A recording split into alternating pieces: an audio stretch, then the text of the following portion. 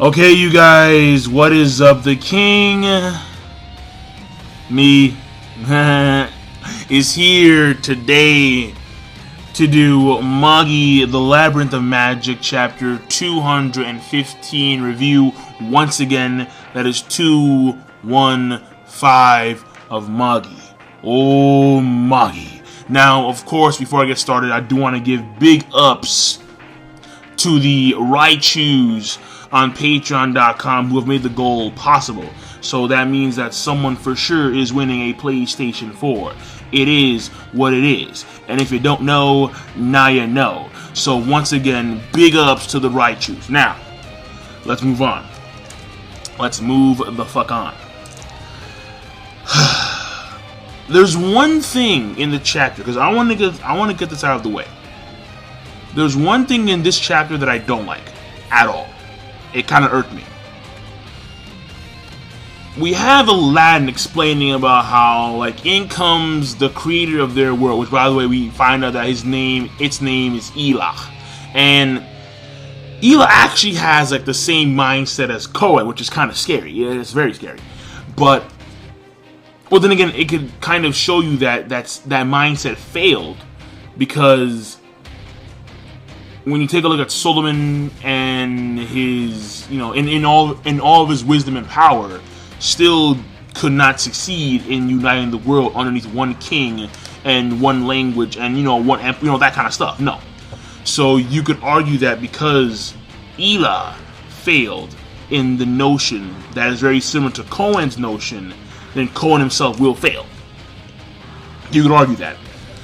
But after Elah comes down there and he wipes out all the ogres, which, by the way, these ogres were like, whoa, they were like huge. They had like these sticks, and these sticks had like this sticky stuff to the thing, and they kind of like almost like an anteater when it comes to ants. Like they stick the stick through like these small little holes, which in actuality are actually quite big to us, and they just start grabbing humans. And they put them in pots so they can store them for later, so they can eat them. So the ogres really liked human. Okay, all right, fine, disgusting. But this giant white mass, and it sounds kind of weird, comes down from the sky, and it erases the ogres. And then Elah speaks about how he's gonna give humanity the right to be the strongest amongst all the species in the world. Because humanity, since they are the weakest, and since they're down to like 500 people, then they would be more susceptible to benefiting their fellow intellectual species, something along those lines. But the problem I have is that they glazed over like 800 years of history. I'm like, why? Like, wait.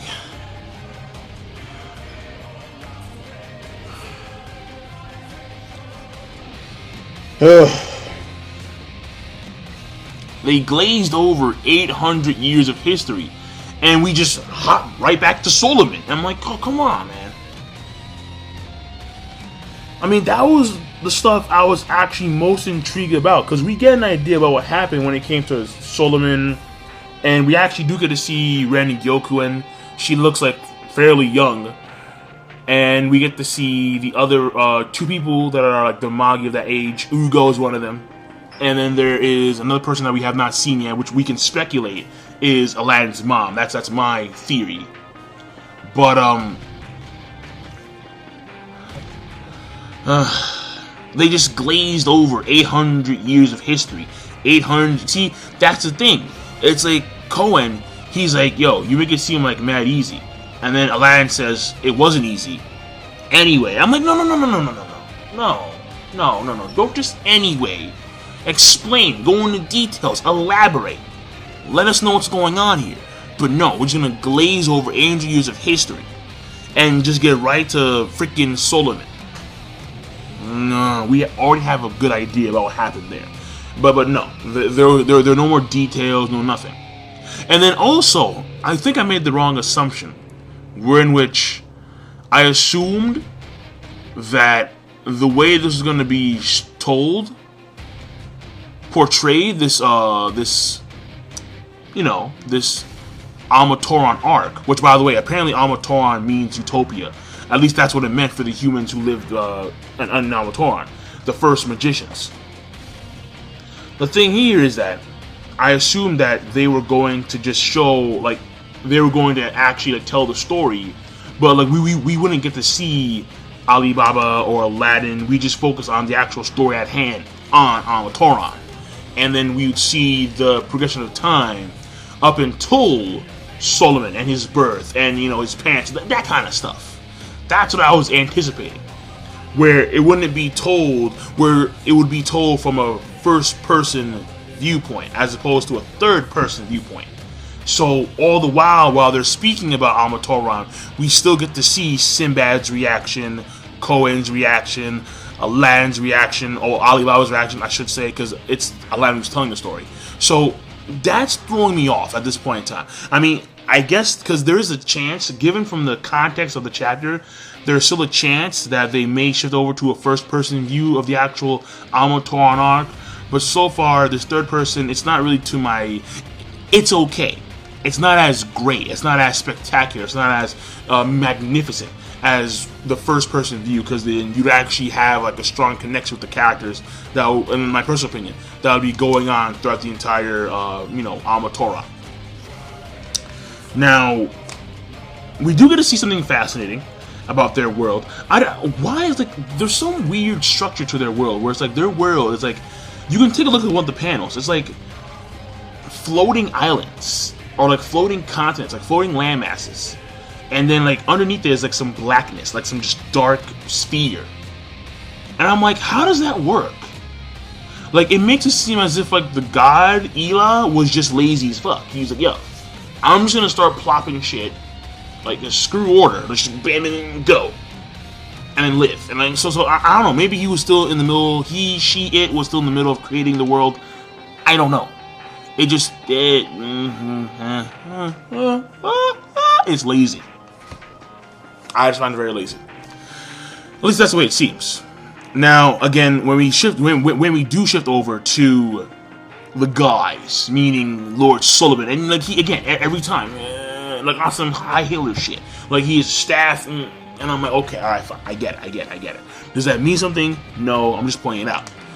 But we get to see pretty much, since we glazed over 800 fucking years, we actually get to see, you know, some jinn, or I'm sorry, the 72 households of Solomon. So yeah, apparently in this world, you could be a magician, and you could have households, and you know, maybe Solomon had a metal vessel. I don't know. I have no idea, but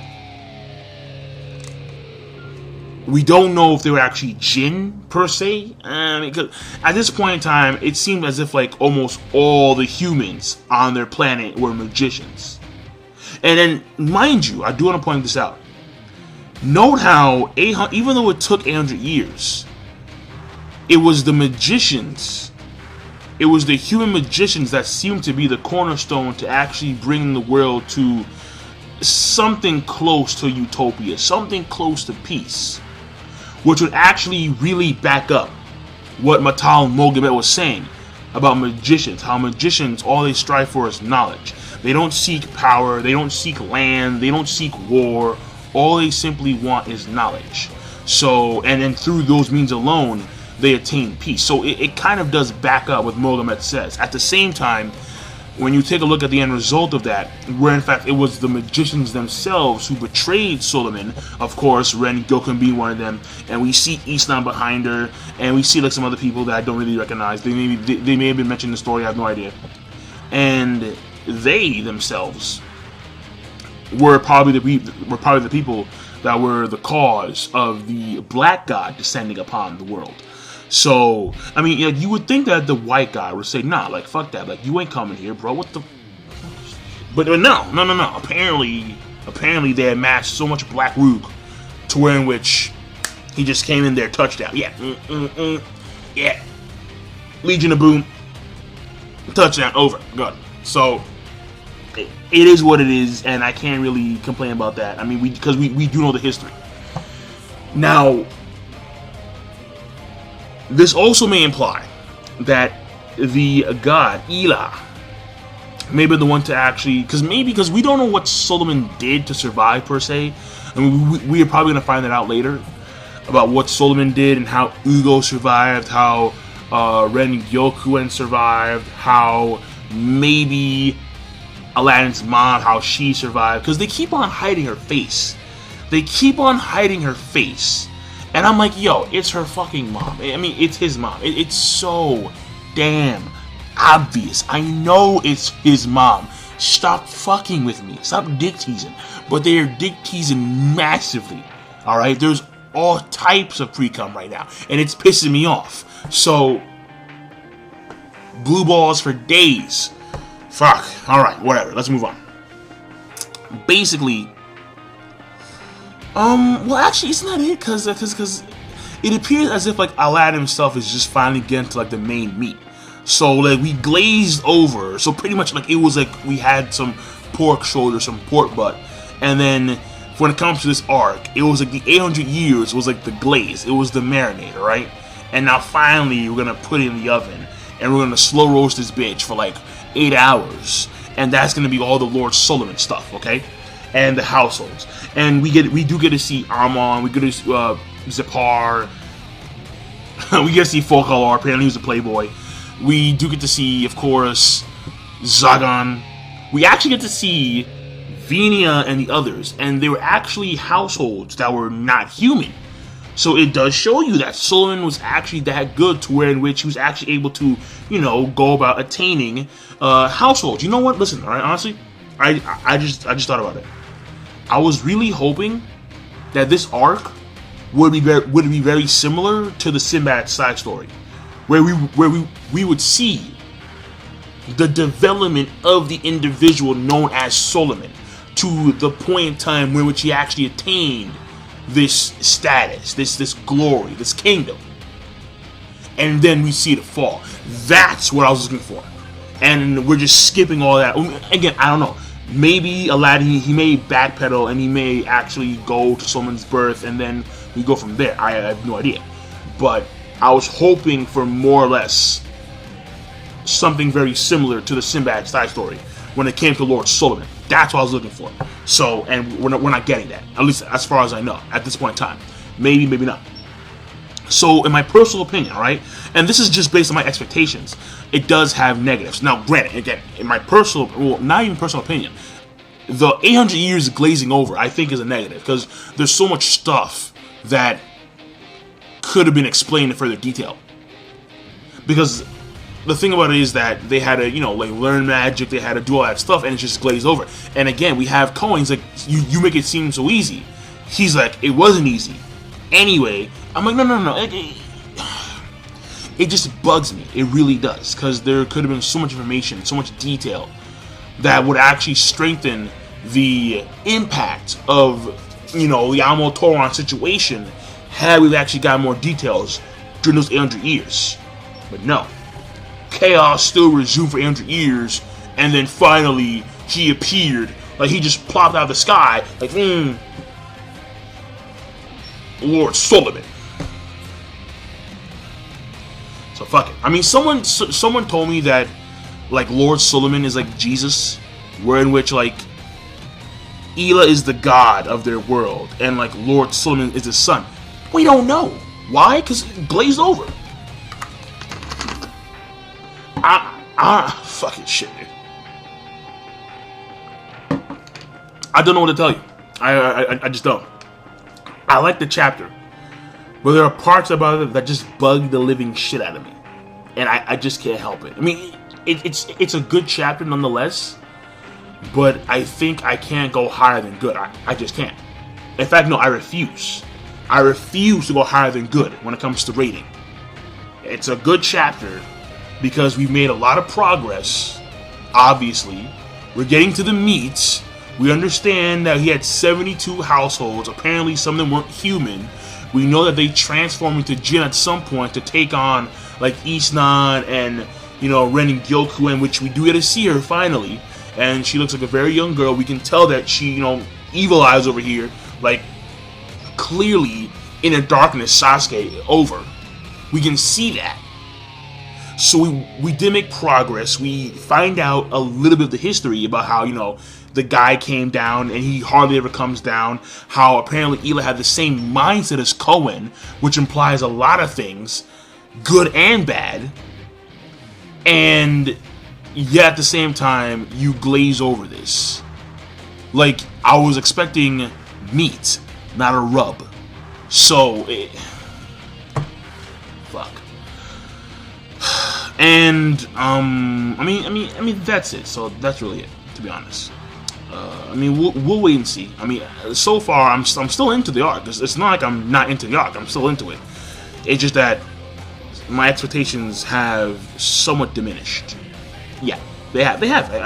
I'll be very honest about that, because and then plus it doesn't really explain how. Because think about it. Solomon is a magician, but he is a king, all right? He should have a king vessel, or he was chosen. He was chosen by the Magi, all right? Solomon isn't a Magi. The Magi are Ugo, Ren Gyokuen, and the other girl, which we can assume is Aladdin's mother. They are known as the three wise Magi. He had three wise Magi. And, you know, the history explaining that, you know, the glaze over 100 years, that would be very beneficial in explaining about the Magi and their coming into the story. And did Ela himself choose these individuals? So, you know, even though it was stated that he no longer interacted with humans, since these individuals are special amongst all of the magicians on the planet, where we can assume that the majority of the humans were magicians. I mean, again, that's my assumption, because the first 500 were magicians. Then, or the last 500 people on the planet were magicians. Then you could assume that, you know, maybe Ela himself talked to these guys, or he touched them, or he gave them gifts. I don't know. And at this point in time, we may not know, period. Because, again, it was a rub. It wasn't meat. It was a rub. So, but yeah, I'm done. The rating, because I could sit here and complain all day long. I really could. But the rating overall, I'm gonna give it good. We're gonna leave it at that, and then we're gonna wait and see about how things progress. How things progress. And yeah, I'm done. So, and then also I must point out that the Black God and Ela, they're beings on either higher dimensions or from another dimension. So Solomon, if he ever reacts, or if he ever comes down upon the current world, he may come down the same fashion as Ela did upon their world. Again, I'm gonna throw it out there. I have no idea. But yeah, I'm done. King Lightning. Peace. Honestly, he reminds me a lot of Sinbad. He does. But whatever, let's move on. Peace. Actually, no, not move on. I'm calling it a video. I'll see you guys later. Rating is good. Rate, comment, subscribe. Peace. Have a nice day.